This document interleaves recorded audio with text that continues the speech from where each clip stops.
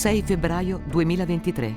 Alle 4:17 del mattino nel sud della Turchia si registra un terremoto di magnitudo 7.8, il più forte da oltre 20 anni, e classificato come catastrofico secondo la scala Mercalli. Ho ricevuto la mia chiamata il lunedì, alle 5 a Zurigo, l'aeroporto della Riga, pronto a partire col tuo cane.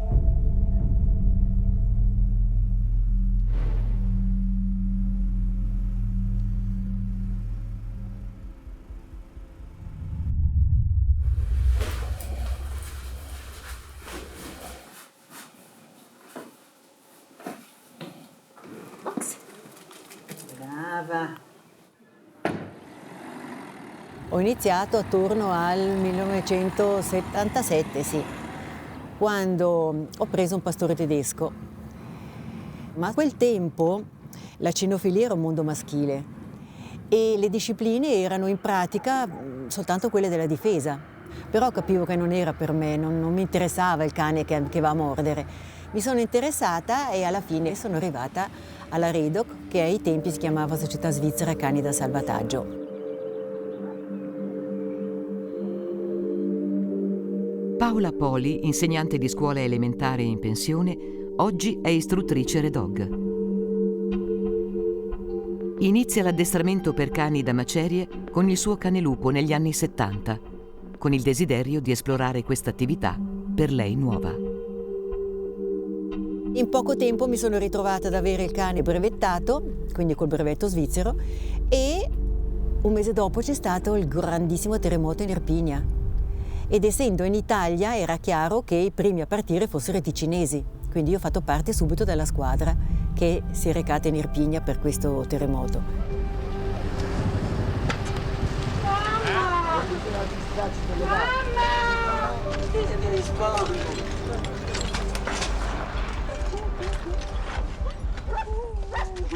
Avevo 25 anni quando sono partita per l'Irpinia, quindi molto giovane, e quindi mi sono ritrovata in un ambiente dove c'erano moltissime persone morte. E devo dire che sono uscite poi dopo le emozioni forti, ma non tali da bloccarmi in un qualche modo. Lì ho proprio capito che poteva essere il mio mondo, cioè lavorare con il cane in un ambito che potesse essere utile a qualcuno. E difatti è stato così, perché in quel frangente erano state salvate 9 persone.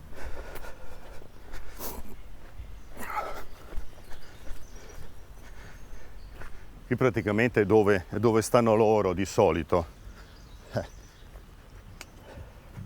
Praticamente loro sono qui, vivono qui, sono belle tranquille. Vieni. E gli ho messo anche a disposizione un po' di divani da distruggere ogni tanto, loro dilettano anche loro. Fabio Giussani è istruttore cinofilo professionista. Dopo gli studi magistrali ha intrapreso la carriera nelle guardie di confine. Appassionato di cani fin da bambino, oggi è istruttore e presidente di REDOG Ticino. Seduta. Bene. Terra. Brava. Stai. Ferma. Luna. Back. Back. Back. Ferma. Brava. Così. Terra. Ormai è 23 anni che abito in questa casa. 23 anni fa abbiamo deciso di trovare un'ubicazione adatta per un po' fuori nella natura, per trovare anche il posto ideale dove tenere i nostri cani. Qui tutto è più o meno strutturato abbastanza su quello che sono le loro necessità, quindi spazi, possibilità di giocare, possibilità di rimanere tranquilli, e questo è sempre stato un po' il punto importante nelle varie fasi della nostra vita. Il cane qui in casa c'era sempre almeno 3-4 cani e a volte anche di più, visto che per alcuni anni ho fatto anche allevamento. REDOG Ticino è formato da 2 gruppi distinti. Uno che si occupa di ricerca in superficie di persone disperse in boschi e spazi aperti, e un altro dove viene fatto il lavoro di addestramento in caso di catastrofe. Entrambi i gruppi sono composti esclusivamente da volontari che non ricevono compenso. I cani da macerie brevettati da Redog possono essere impiegati dalla Confederazione per svolgere attività di soccorso anche a livello internazionale.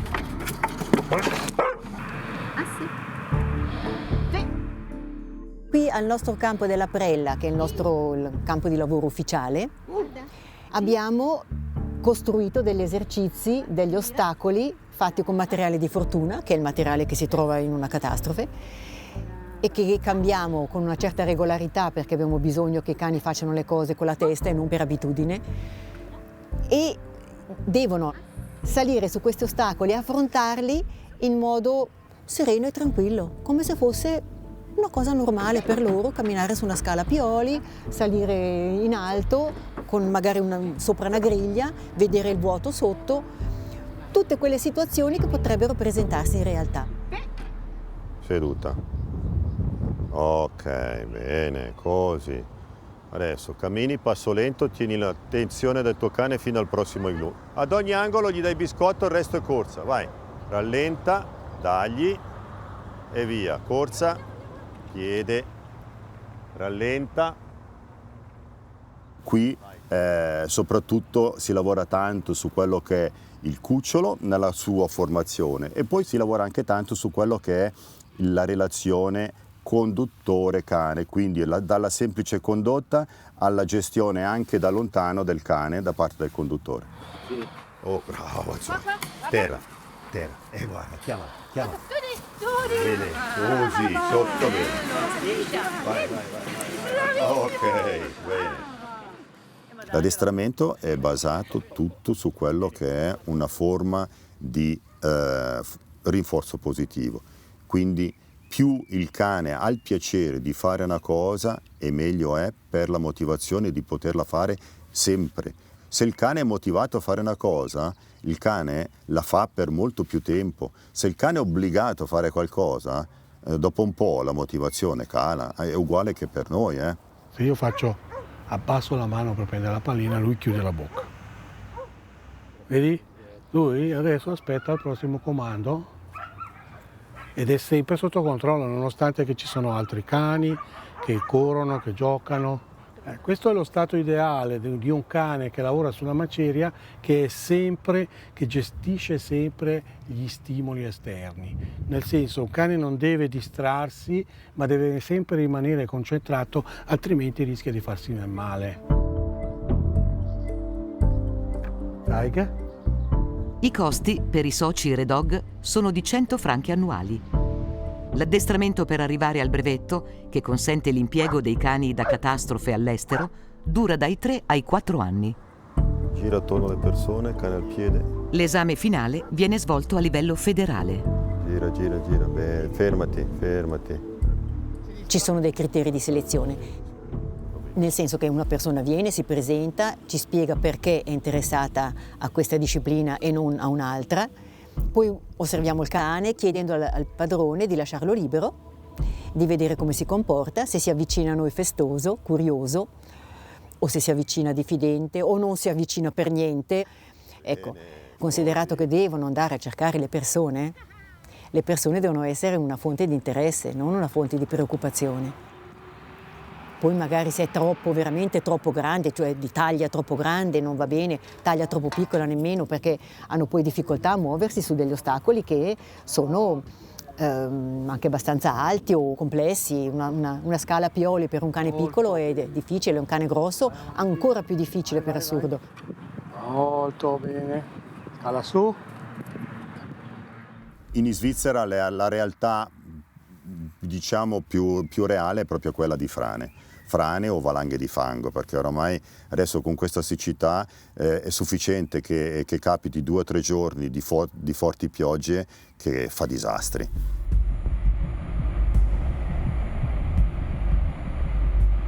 Le squadre di Redog hanno preso parte anche alle ricerche dopo le frane di Bombinasco e Davesco, che hanno causato diverse vittime.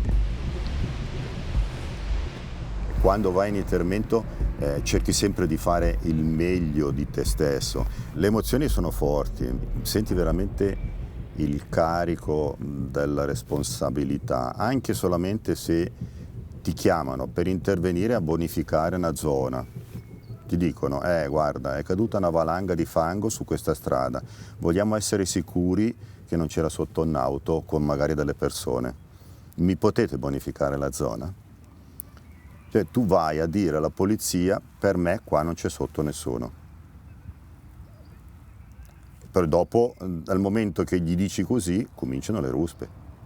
Mentre si lavora col cane, nel momento dell'intervento vero, è la bolla. Sei dentro veramente in una situazione dove non importa niente, non importa il freddo o l'acqua. Da Bombinasco c'era il fango, fin qui non si riusciva neanche a camminare, ma abbiamo fatto il possibile per dare il massimo di noi.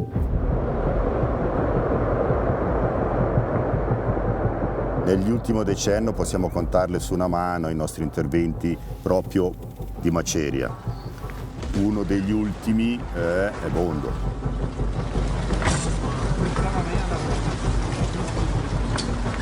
Questa frana di 2 milioni di metri cubi di roccia, fra roccia e fango, che sono scesi e hanno poi dopo sommerso tutto il paese, abbiamo collaborato ad andare a cercare su tutta la fascia della frana se si trovavano queste persone vive, sia sul costato che sul fondovalle. Chiaramente lì si parla di 30-40 metri di fango e non sono più state trovate.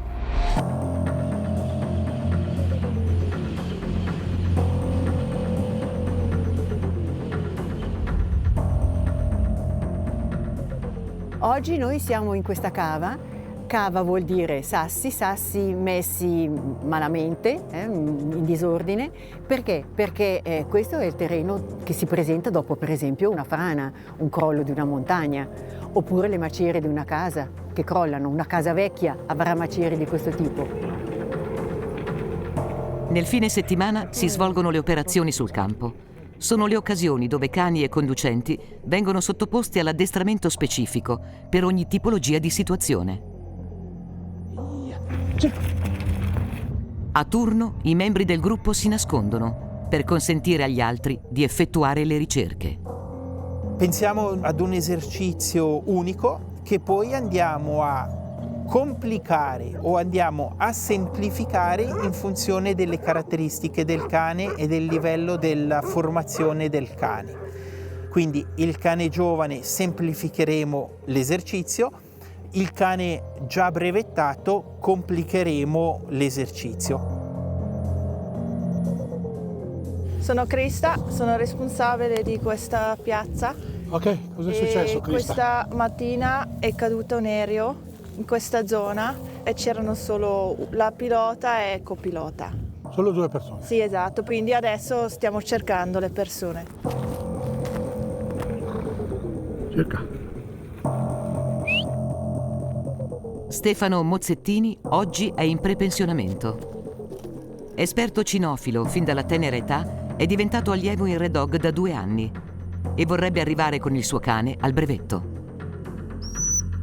La ricerca sportiva io l'ho iniziata perché avevo dei cugini che facevano questa attività con anche discreto successo. Ho fatto l'apprendista muratore insieme a mio padre. Spesso andavamo in montagna, avevamo delle stalle che poi abbiamo restaurato e un giorno mi è capitato che ho sentito gridare aiuto. Allora ho preso su il mio cane, ho attraversato la vallata. Avevo il cane di 8 anni che si è messo a cercare e ha trovato la persona che era sotto una pietra perché stava arrampicando, si è staccato un masso ed è rimasto schiacciato dal masso. C'è qualcuno lì? Dove l'è? Dove l'è? Cerco un'altra strada. C'è qualcuno? Vieni. No? Seduto? Tutto bene? Ok, ho trovato qualcuno che si muove, parla, risponde.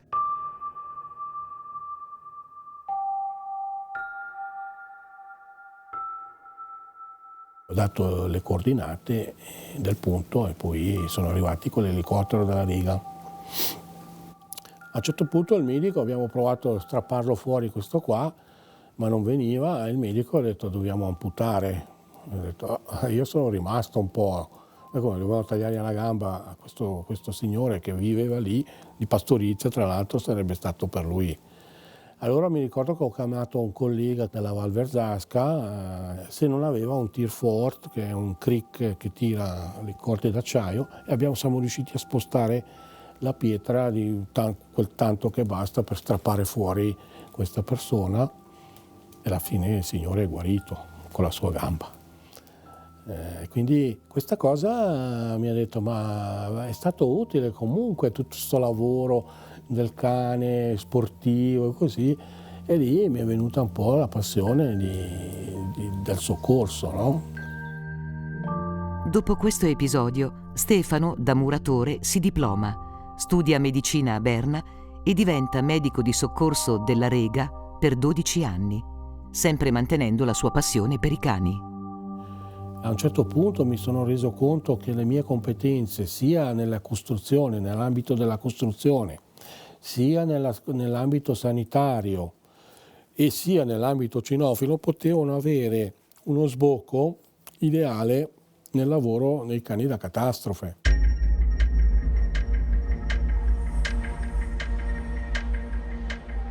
Oggi siamo qui in un deposito di materiale di una ditta edile. E la caratteristica rispetto a una cava è che qui troviamo materiali di differente consistenza. Cosa vuol dire? Vuol dire che abbiamo ferro, abbiamo legno, abbiamo sassi, e questo permette al cane di abituarsi ai diversi materiali.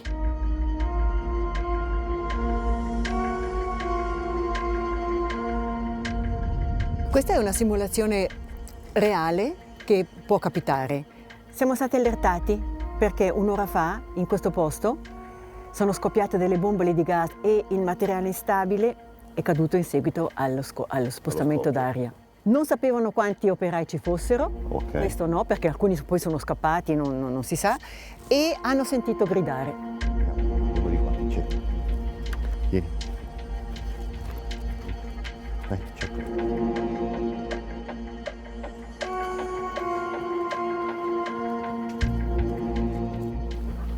Difficile seguire il cane? Vedo. L'osservazione sul cane è fondamentale. Se non osservo che lì ha avuto una reazione diversa di 2 secondi prima e 2 secondi dopo, e non capisco che forse ha avuto qualche cosa nel naso e magari lo chiamo via, è possibile che lo chiami via dal ritrovamento. Il gruppo di intervento in catastrofe di Redog Ticino allena in totale 11 cani, di cui 9 in formazione e 2 già brevettati. Uno di questi è Luna, il cane di Fabio. Ok. Avanti, vieni, andiamo di là. Il cane deve essere sempre pronto ad intervenire. Non è che dico, i prossimi 2 mesi lascio tranquillo il mio cane, lo lascio riposare. Non puoi, nel senso che il tuo cane è come un atleta, deve essere sempre pronto ad essere impiegato. E cosa vuol dire? Se tu vai in intervento che vai a salvare delle vite, il tuo cane deve essere sempre al top della sua forma, sia fisica che mentale che a livello tecnico di ricerca. Un minuto. L'obiettivo per noi è quello di salvare le persone il più in fretta possibile.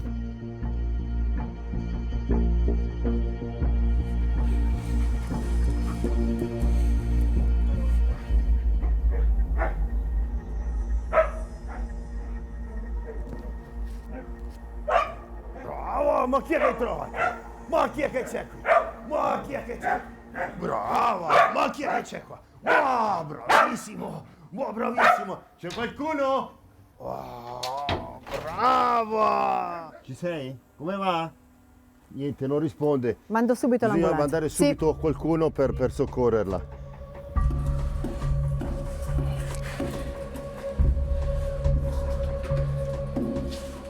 Ho fatto 40 anni per le guardie di confine e a 60 anni sono andato in pensione. Ho sempre lavorato con i cani in dogana e prima di andare in pensione, ok, prendo una cagnolina, sono andato in una fattoria svizzera interna a fare una visita, c'era lì sto cagnolino e l'ho preso, l'ho portato a casa e sono entrato in Red Oak,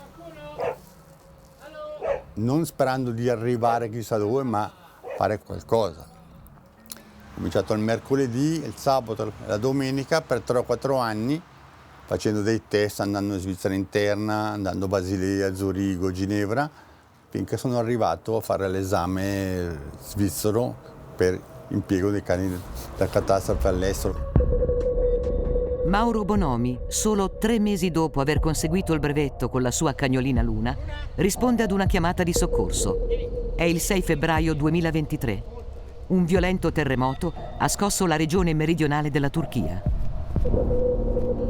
Ho ricevuto una telefonata alle 6 di mattina dalla mia istruttrice, mi fa: guarda, sei disposto ad andare lì? Io al primo momento ho detto sì, certo, me l'ho istruito per quello, vado. Però quando ho tratto il telefono, ma chissà se è vero. O non è un'esercitazione per vedere se ero pronto. Ho acceso la radio, ho sentito cosa è capitato, oh cavoli. E allora sì, prepara tutto il materiale, un pochettino di agitazione, perché essendo la prima volta, prepara tutto il materiale, quello, e poi alle 10 la conferma. Ok, arriva, andiamo. E un po' ci pensi un attimino. Ci pensi perché, ok, sono pronto col cane, sono pronto io, ma cosa vado incontro? Come potrei reagire io sulla maceria così grande? La catena svizzera di salvataggio viene disposta ed impiegata per il soccorso in Turchia dal Dipartimento federale degli affari esteri. 84 persone tra ingegneri, tecnici, medici, estrattori e 12 volontari di Red Dog Svizzera con 8 cani. Mauro è con loro.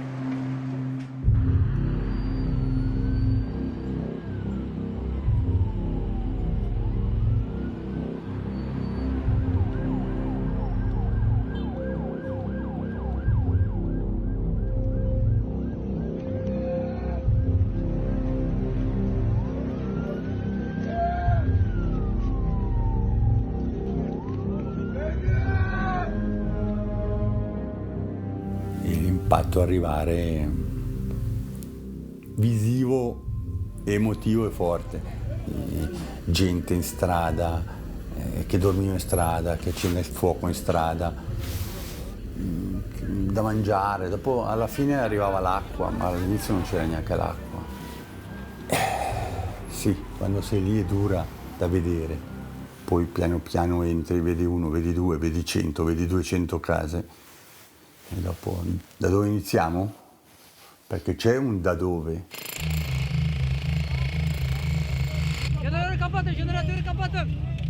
Si facevano turni da 12-15 ore di lavoro. Quindi quando un gruppo partiva, lavoravamo in maggioranza di notte, perché è più tranquillo. Di giorno era una marea di gente che andava a cercare loro con gli occhi, con le mani. Di notte è un attimino un po' più tranquillo. Quando arrivavamo al luogo intervento c'era il gruppo speciale che piazzava le luci, tutte le luci a giorno, con i generatori, con tutto, quindi potevamo lavorare. Iniziavi magari alle 8 di sera fino a mezzogiorno il giorno dopo.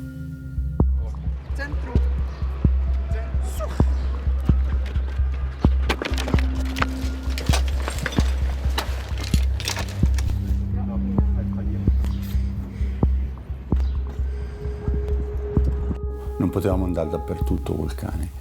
C'era un ingegnere tecnico strutturale che diceva ok, voi potete andare a destra, potete andare a sinistra, lì non si può andare perché non era crollato tutto, quindi se c'era una scossa di assestamento veniva giù tutto e rimaneva sotto io, il cane o gli altri. Quindi c'era un responsabile che ci diceva ok, questa è la ricerca, c'è la possibilità che qua ci sono 5, 6, 7 ancora di persone viventi, cioè vive. E allora, ok, lavoriamo lì.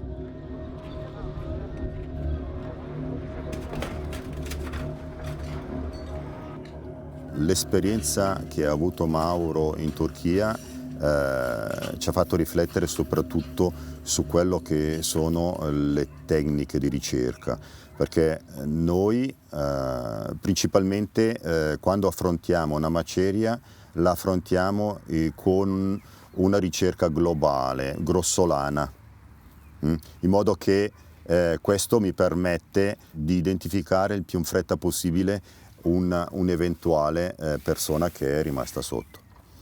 Però è un modo di pensare la maceria semplicistica, nel senso che si pensa che c'è sotto 1, 2, 3, 4 persone, punto. E di solito quando facciamo allenamento pensiamo che sono sotto le persone vive. Invece la realtà è palazzi con sotto magari più di 80 persone, più di 100 persone, delle quali quasi il 95-99% sono morti e ce n'è solo 1 o 2 che sono sopravvissute. Quindi almeno introduciamo nei nostri allenamenti anche delle ricerche dettagliate, fini, molto più fini, quindi indirizzare il nostro cane solamente in una zona ben specifica, senza dover andare molto lontano, si dirige molto di più il cane e si pretende da lui di stare lì, proprio in quel punto lì.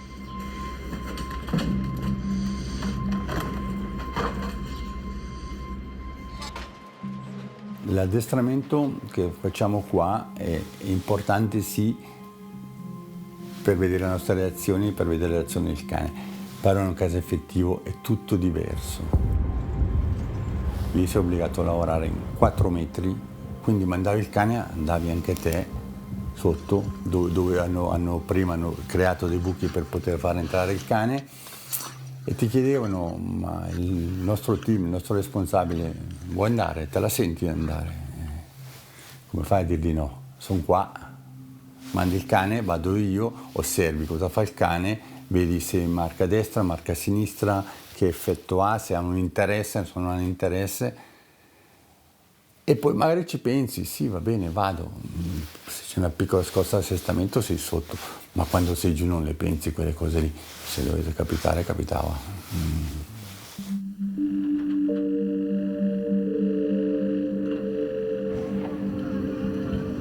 Purtroppo non puoi fare tutto, relativamente deve essere un po' freddo anche. Perché quando hai 100 persone che ti vengono addosso per fare intervenire il cane, in una zona vieni con me, con noi, perché c'è un parente da controllare, da vedere se è lì. E quello ti dà un colpo al cuore, ma non puoi arrivare dappertutto.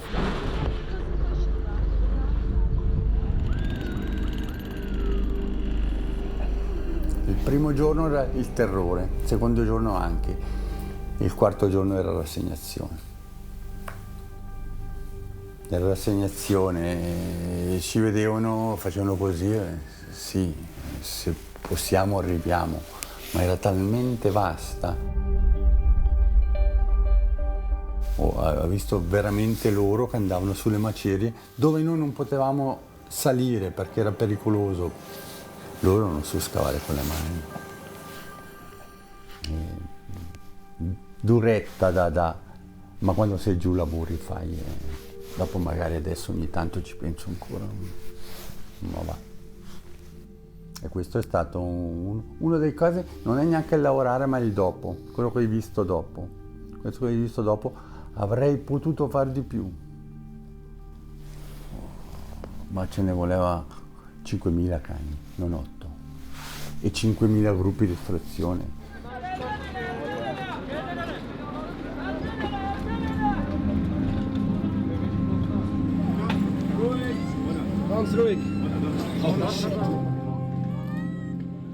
La cosa bella quando abbiamo trovato le persone vive, la bambina di 4 mesi e la mamma, dopo ore e ore di lavoro, ore di mandare dentro l'ossigeno, togliere la polvere, questa è una soddisfazione grande.